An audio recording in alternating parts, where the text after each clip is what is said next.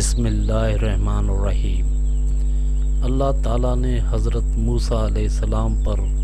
وحی نازل فرمائی کہ اے موسیٰ، اگر تم چاہتے ہو کہ میں تمہاری زبان پر تمہارے کلام سے،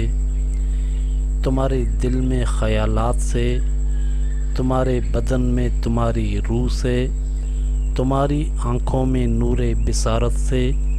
اور تمہارے کانوں میں قوت سماعت سے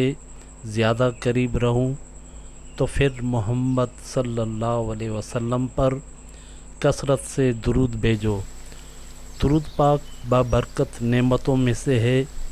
جو اپنے دامن میں بے پناہ فیوز و برکات سمیٹے ہوئے ہیں۔ یہ ایک ایسی لازوال دولت ہے جسے مل جائے اس کے دین و دنیا منور ہو جاتے ہیں۔ درود پاک محبوب خدا کی تعریف ہے، درود اللہ کی رحمت کا خزانہ ہے، درود گناہوں کا کفارہ ہے، درود حب رسول کی پکار ہے، درود خیر و برکت کا زینہ ہے، درود مجلس کی زینت ہے، درود تنگ دستی کا علاج ہے، درود جنت میں لے جانے والا عمل ہے، درود روح کی مسرت ہے،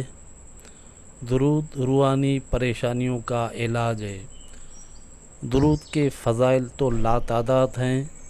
رسول اکرم صلی اللہ علیہ وسلم نے فرمایا کہ میرے پاس اللہ تعالیٰ کی طرف سے آنے والا آیا